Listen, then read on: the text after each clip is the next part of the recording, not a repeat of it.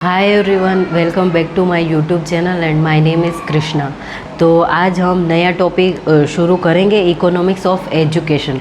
तो इसमें हम बात करेंगे कि इकोनॉमिक्स जो है वो कैसे एजुकेशन को अफेक्ट करता है, इसका रिलेशनशिप क्या है। फिर इसमें जो इकोनॉमिक्स से रिलेटेड जितनी भी थियोरी आएंगे उसके बारे में हम पढ़ेंगे, ठीक है।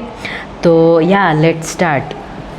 तो एजुकेशनल इकोनॉमिक्स है, उसके जो इकोनॉमिक्स है उसको पहले हम समझ लेते हैं कि जो इकोनॉमिक्स है उसको अर्थशास्त्र बोलते हैं। और अर्थशास्त्र है वो हमें बताता है कि जो फाइनेंस और जो पैसों का मैनेजमेंट कैसे करना है, व्हाट इज़ बजट एंड उसको कैसे फाइनेंस और एजुकेशन में कैसे पैसों को यूज़ करना है और पैसों के लिए किस दिशा में हम पैसे हैं उसको खर्च करें तो यहाँ से हमें ज़्यादा मुनाफा यानी प्रॉफिट मिल सकता है। और इस फील्ड में हम ज़्यादा ये करें तो हमें ज़्यादा पैसा मिल सकता है, और यहाँ पे ये करें तो लॉस हो सकता है।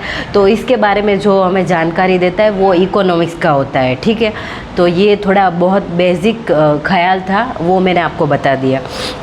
The economics of education is rapidly growing and evolving field. It covers the diverse area of economic theories, models and quantitative methodology. All these help to understand, analyze and improve the performance of education system. तो जैसे मैंने आपको पहले बताया कि जो हमारा education system है, कोई स्कूल या कॉलेज है या कोई भी मैनेजमेंट है, एनजीओ कुछ भी हो, कोई फैमिली हो फॉर एग्जांपल, उसके लिए भी इकोनॉमिक्स है वो बहुत काम आएगा। इसलिए क्योंकि उसमें बजट और कैसे हमें पैसों को मैनेज करना है वो सब बातें बताई जाती है उसमें।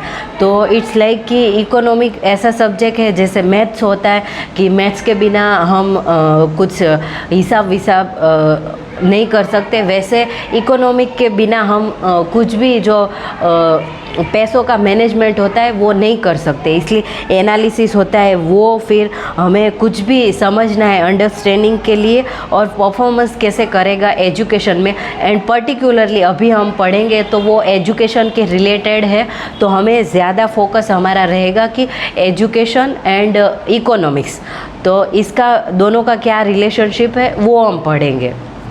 तो आगे है कि it studies the human behaviour in terms of human decisions. Behaviour यानी कि जो वर्तन करते हैं वो नहीं, but in terms of condition कि action and reaction about schooling. And it further looks into human behavior affects economical development. It is one of the branches of ordinary economics. Through it is the available resources which is meant for the realization of the best possible educational outcomes. And Adam Smith, फिर Alfred Marshall, John Stuart Mill, उन्होंने बहुत सारी बातें बताई गई और वो best economics थे। जैसे एजुकेशन पे बातें करने वाले एजुकेशनिस्ट होते हैं, वैसे ये लोग इकोनॉमिक्स थे, इकोनॉमिस्ट या। एंड इसमें कार्ल मार्क्स का भी नाम आएगा आगे। But Adam Smith, Marshall, Alfred Marshall and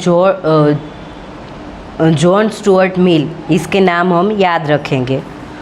फिर आगे हमें ये देखना है कि today education is considered as a form of investment in human beings which yield economic benefits and contribution to country's future wealth by increasing the product capacity of its people.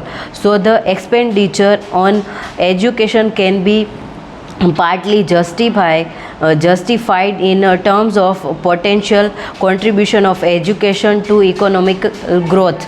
तो जैसे हम जानते हैं कि जो एजुकेशन है वो economics से रिलेटेड है, और एजुकेशन ऐसा है कि वो एक इन्वेस्टमेंट है। और इन्वेस्टमेंट यानी कि कुछ भी हम चीज़ जैसे सोना, और अभी के टाइम पे जो बिटकॉइन और वो सब लोग खरीदते हैं शेयर मार्केट में, तो वो जैसे एक इन्वेस्टमेंट है एजुकेशन। तो उस पर हम जैसे अच्छे से उसको हम सही दिशा में हम काम करें तो अच्छे से उसमें से प्रॉफिट मिल सकता है। और पर्टिकुलरली स्कूल एंड कॉलेजेस और उसके बाद एनजीओज़ भी आते हैं, बट हम पर्टिकुलरली एजुकेशन की बात करेंगे तो उसमें खाली मैनेजमेंट, स्कूल्स एंड कॉलेज की बात करेंगे, ठीक है। फिर आगे है the evolution of investment in human capital began in mid 50s by economics like T.W. Schultz, G.S. Becker, Jacob Mincer and H.P. Miller. तो ये लोग थे जिन्होंने एजुकेशन पे और जो ह्यूमन कैपिटल है उस पे इन्वेस्ट किया। और the extension use of cost benefit analysis और CBA in the field of education started in 60s by the economist like M. Blaug and M. Woodhall and R. Layard and Lee Hansen. तो ये सारे नाम है वो western economist है, तो हमें थोड़े याद करने पड़ेंगे क्योंकि हमारे इंडियन नेम्स होते हैं वो काफ़ी ऐसे इजी होते हैं, बट फॉरेनर्स होते हैं उनको हमारे नाम काफ़ी डिफ़िकल्ट लगते हैं। तो वैसे हमें भी फॉरेनर्स के जो कुछ भी नाम होते हैं तो हमें थोड़ा प्रोनाउंसिएशन में प्रॉब्लम होता है, बट ट्रस्ट मी कुछ भी करके हमें याद करना पड़ता है क्योंकि नेट में कहीं से भी सवाल आ सकते हैं।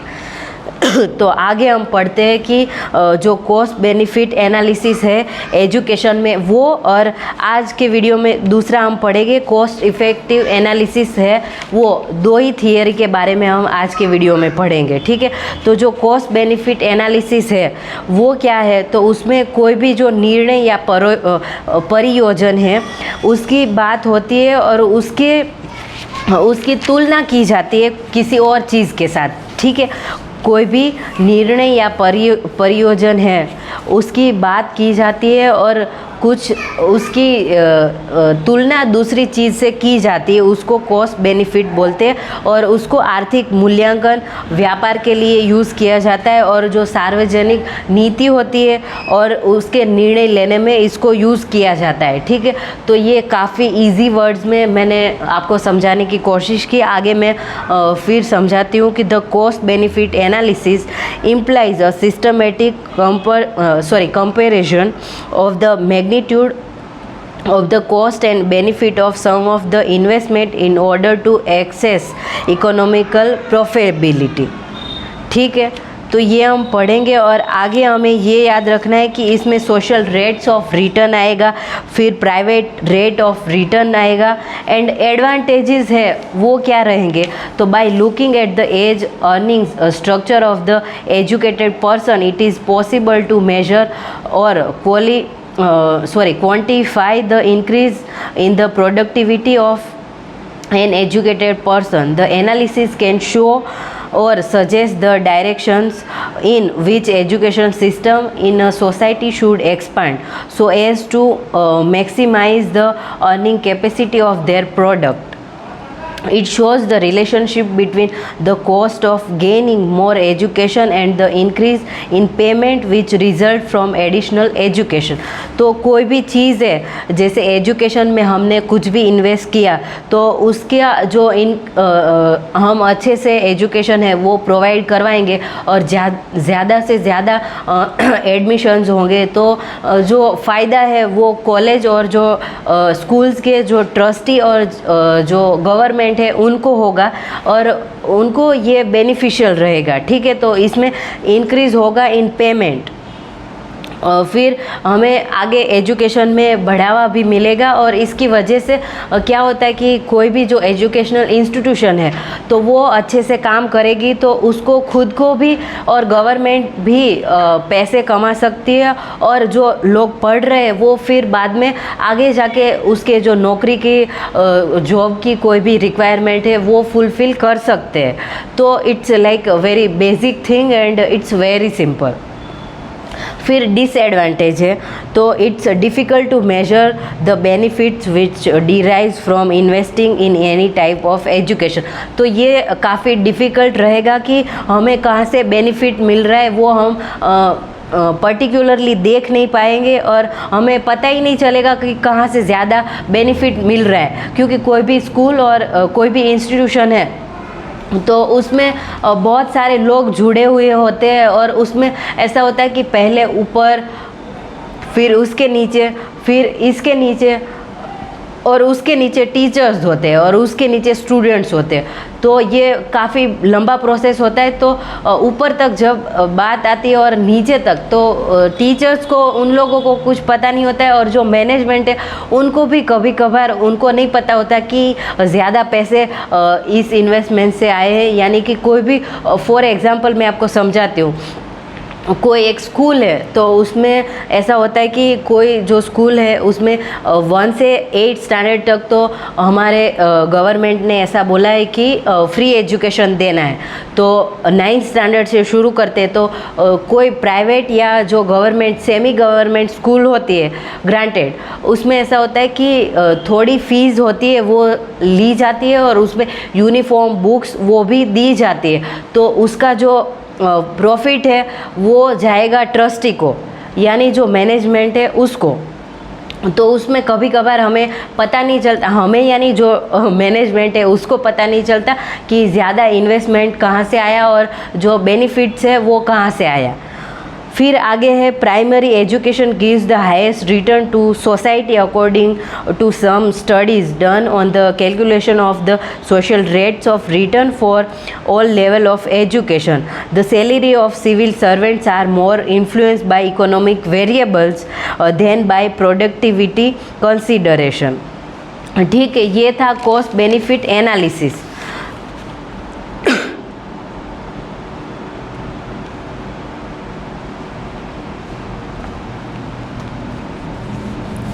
फिर आगे हम पढ़ेंगे कि द कॉस्ट इफ़ेक्टिव एनालिसिस, यानी कि जो कुछ भी चीज़ है, कोई भी कॉस्ट है, उसका इफ़ेक्ट क्या पड़ेगा और क्या फ़ायदे में हम रहेंगे, उसके बारे में बात करेंगे। पहले हमने पढ़ा कॉस्ट बेनिफिट एनालिसिस, ठीक है। फिर अब हम पढ़ते हैं कॉस्ट इफ़ेक्टिव एनालिसिस। तो इट्स अ टेक्निक, इसमें क्या है, किसी भी चीज़ को पाने के लिए किया गया जो प्रयास है और जो मतलब कुछ भी चीज़ हमें पानी है, यानी एजुकेशन, फॉर एग्जांपल हम एजुकेशन में इन्वेस्ट कर रहे हैं तो उसके लिए हमने जो टाइम, एनर्जी, वो सब वेस्ट नहीं, वो उसको हमने इन्वेस्ट किया, उसके बारे में है, ठीक है। और ये हमें बताएगा कि हमारे जो इन्वेस्टमेंट है उसमें क्या फ़ायदा हुआ है। It's a technique for measuring the relationship between the total inputs और कॉस्ट ऑफ प्रोजेक्ट और एक्टिविटी एंड इट्स आउटपुट्स और objectives. It's a comparison of the cost of implementing a new information system or upgrading an existing one on the cost that would be involved in the retaining the existing one of doing things. तो कोई भी जो चीज़ है उसमें हमने invest किया और क्या फ़ायदा मिला।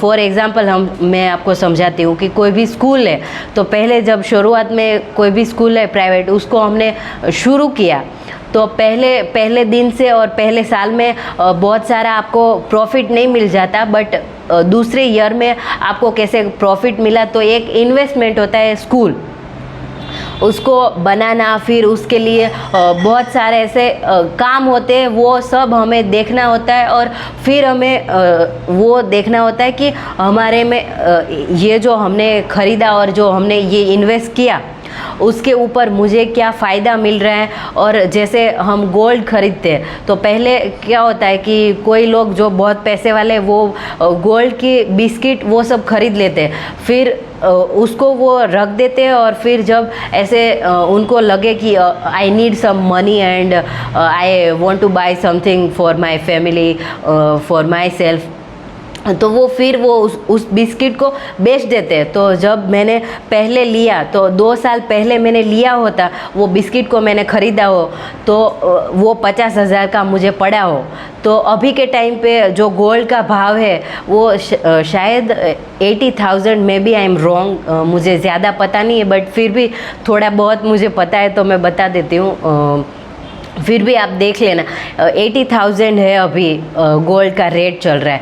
तो वैसे तो वो क्या होता है कि अभी मैं 2 साल पहले जो मैंने सोना खरीदा और अभी मैं बेचूंगी तो वो ज़्यादा मुझे फ़ायदा मिल जाएगा, तो इसकी बात कर रहे हैं। ठीक है, मैं काफ़ी इजी और आपको समझ में आ जाए वैसे समझाने का ट्राई कर रही हूँ। तो या आगे इसमें है कि it is closely related to cost benefit analysis. They both represent economic evolution of alternate resources, use and measure cost in the same way. ठीक है, तो ये सिमिलर जो कॉस्ट बेनिफिट हमने पढ़ा वैसा ही है, बट इसमें हम इफ़ेक्ट देखेंगे कि क्या परिणाम आ रहा है और क्या हमें फ़ायदा बेनिफिट्स मिल रहे हैं कुछ भी हमने इन्वेस्ट किया है उसके ऊपर। ठीक है, तो फिर जल्दी से मैं आपको इसके जो डिफरेंट है मतलब क्या इसके difference between cost benefit analysis and cost effective analysis, उसके जो दोनों अलग अलग कैसे उसके थोड़े 3-4 पॉइंट मैं बता देती हूँ तो ज़्यादा क्लियर हो जाएगा। तो कॉस्ट बेनिफिट एनालिसिस है, शॉर्ट फॉर्म में उसको CBA बोलेंगे, और कॉस्ट इफ़ेक्टिव एनालिसिस है उसको CEA बोलेंगे। ठीक है, ये शॉर्ट फॉर्म भी हमें याद रखना है। तो कॉस्ट बेनिफिट में आएगा it's an economic evolution technique that compares the cost of the intervention with the benefit incurred where the benefit is measured by monetary units. And cost effective में आएगा कि it's an economic evolution technique that compares cost per consequence of 2 or more inventions where the consequences are measured by the natural units like life year gain, save year of life। फिर cost benefit analysis है, उसमें आएगा it focus on the monetary outcomes, और cost effective में आएगा कि it's focus on non monetary units. फिर cost benefit में आएगा कि here both cost and consequences are measured in monetary units, और कॉस्ट इफेक्टिव में आएगा कि consequences are measured by natural units. और कॉस्ट बेनिफिट एनालिसिस है वो as it is based on the monetary terms, it's qualitative project and evolution technique. और effective में आएगा it's a mix of both quantitative and qualitative evolution technique. फिर आएगा cost benefit है, उसमें it adopts broad societal perspective as it includes all cost and all benefits. और effective में आएगा it has its limitation on outcome related to monetary values. ठीक है, तो ये था cost benefit analysis and cost effective analysis. तो इस वीडियो में मैं इतना ही आपको बता रही हूँ। फिर आगे हम दूसरी जो थियरी है higher educational signalling theory and human capital जो थियरी है उसके बारे में बात करेंगे। For now bye and thank you so much everyone.